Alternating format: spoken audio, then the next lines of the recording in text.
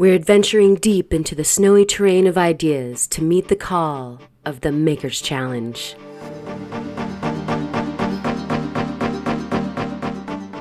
Karen here for Ozone Fine Art Ventures, and we are racking our brains for ideas for the project. Please, Rock, speak to me. I don't know what I'm going to do for my Maker's Challenge. Hey, go away. Hey, Ochiko, what do you think we should do for our Maker's Challenge? What do you think? Do you know? Hey, ducks. What do you think I should do for my Maker's Challenge? Do you guys know? What do you think? What do you think I should do for my Maker's Challenge? Do you know? Oh. So don't mind the leaves, but we're looking for some material in my pile of graveyard point stuff that has that cool seam where you've got the zipper on both sides. We need to cut some for the project, and it wants to not be too thin. That's nice. But it also doesn't want to be too fat. And what I mean by that is I can't use this chunk here. It would be fun to cut, and I'm sure we will. But something about this depth is what we're looking for. That's a really good looking candidate there. And so looks like this guy is another piece of stuff that I've already put aside. And I also am looking for ones that are longer. That's pretty big for the project. What a pretty piece, though, right? I'm sure we'll get into cutting that at some point soon. That might be a good candidate. Great little boxy number there. Yep, yeah, that's what we're looking for. Like a cut off of that would be perfect. That is my vision. There's some winners. Let's get to cutting. Enter my trusty high-tech diamond 10-inch saw that I affectionately call Nibbler.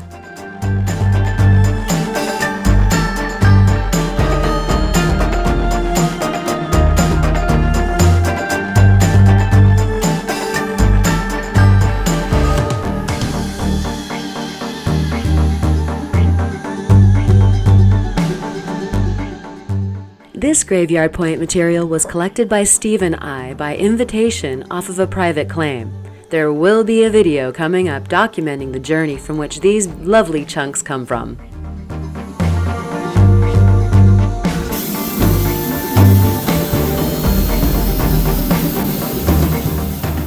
The plan is for multiple slices of each flavor of plume to be cut. You'll see why.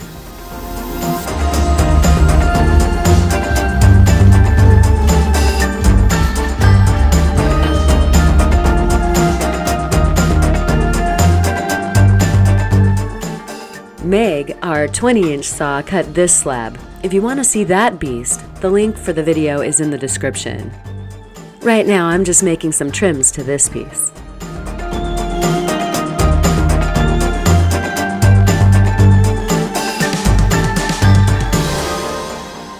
Just look at the bots on this chunk. It's hard to cut it given it's so pretty as is, but I think it's got some wild stuff going on inside, so we're gonna take a chance.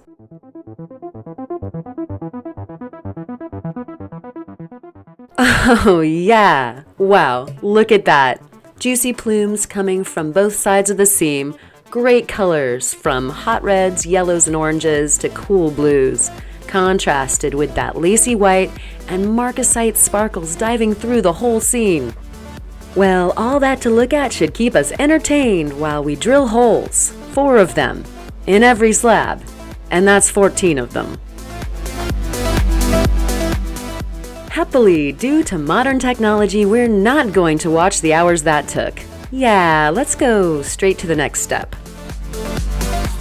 which is drinking copious amounts of coffee and firing up the high-tech Diamond 6-inch flat lap to get some grinding done.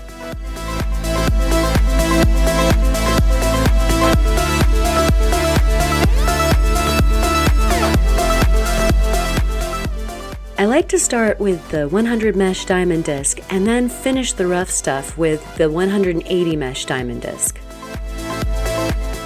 The next step here is the brown 325 diamond disc. The purple 220 disc is really worth having and a great step in between that'll save you some time. 1 hour later. The purple and the brown discs are great for removing the deep scratches from the diamond grind. The red 600 is awesome for smoothing things out for the pre-polish. Karen, what's up with the duct tape on your fingers? I'm telling you, you will polish your fingerprints right off if you're not careful, so duct tape for the win. 3 days later.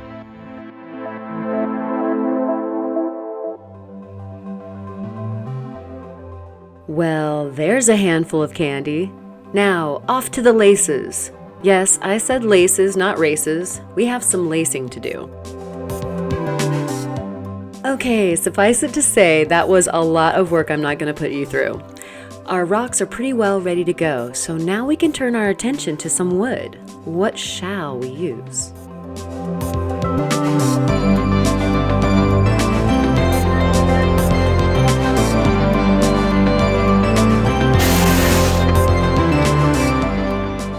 Have you figured out what we're making yet?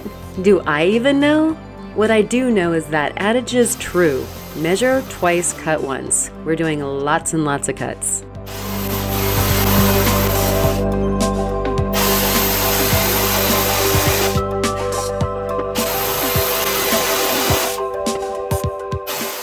I should place a disclaimer here. I am not a woodworker. I'm sure some of you out there are cringing a bit. I'm using the tools that I have, and things are being done the way that they are, with full knowledge that there are way better ways to get some of this done. Gotta work with what you got. That all being said, this all took a ton of time. 1 year later.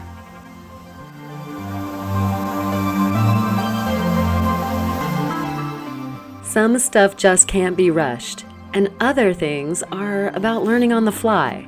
Troubleshooting and meeting a vision in your head with actual materials requires a bit of reality bending sometimes.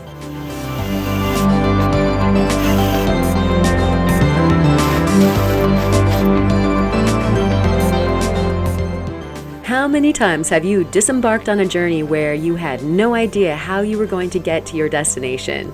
Sometimes you gotta just move on down that road, hoping you don't get cut on the way. Ah, a workbench loaded with tools and supplies. My happy place. Have you figured out what we're making yet? Resist the urge to scrub ahead and peek, and let me know in the comments what time in the video you figure it out. I'd love to know. I mean, 'cause seriously, what kind of craziness am I even up to here?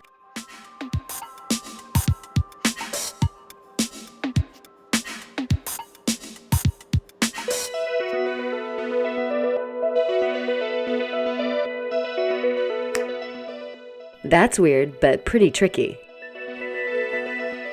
Okay, fancy barbed wire? Scratching deck for your back. Alien radio transmission receiver. No? None of the above? Okay, fine. Do you ever have one of those days where your hands just aren't working out for you? Yeah, pro tip, take breaks. Tension release goes a long way.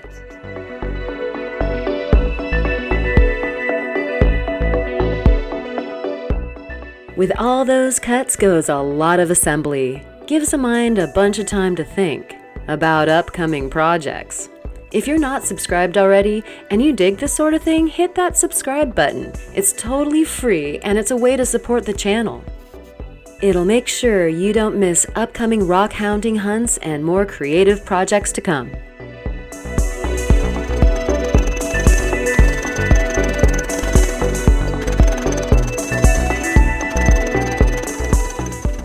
I love working with metal, and hammering is among one of my favorite things to do with it, especially copper. It's such a warm-looking metal, and the textures the hammer makes are always so interesting. Not to mention what a cool complement to the stones that makes. Well, I'm supposed to be finishing sanding, but Oregon coast weather says otherwise. I guess it's more hot tea and assembly. Gotta keep that inspiration flowing. Another source of inspiration that you can't see or rather hear in the video is the music. Do you listen to music while you work? What kind? Leave your favorites in the comments. I'm always looking for new stuff to fuel these creative sessions. I was powered by reggae for this project. It was so cold and rainy outside, I needed some musical sunshine.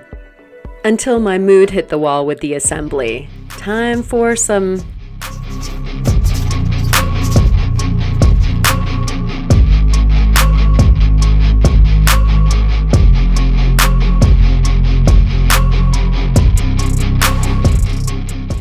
Time's running out, daylight's burning, the hammer is down. The deadline for the challenge approaches.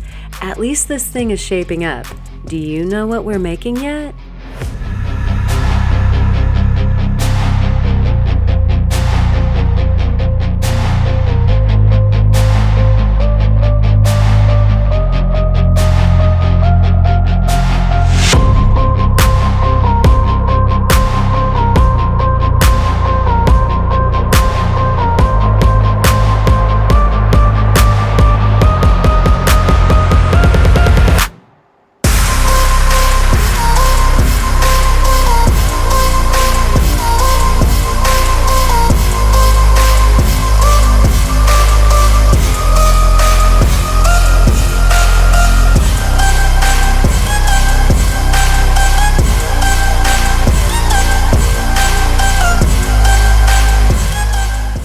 Oh man, the finish line is so close. Just a few more tweaks to go.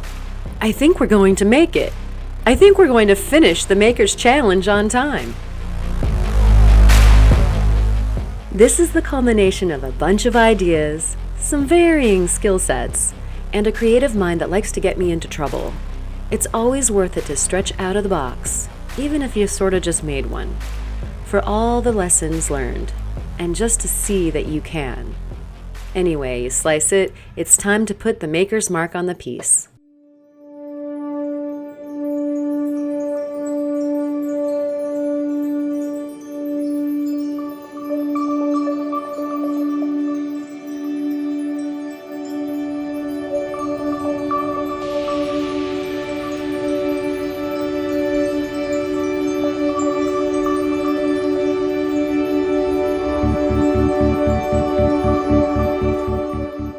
This project was in the works in my head for quite some time. Thank you, Theo Kellison, for inviting us to join the Maker's Challenge. Again, you can see the Rocktopus there, Be Made in the Fall Challenge. Link is in the description. The challenge offers an affirming nudge to tackle that thing that you've been wanting to but haven't for whatever reason. Do you have a Maker's Challenge waiting to be made? Do it.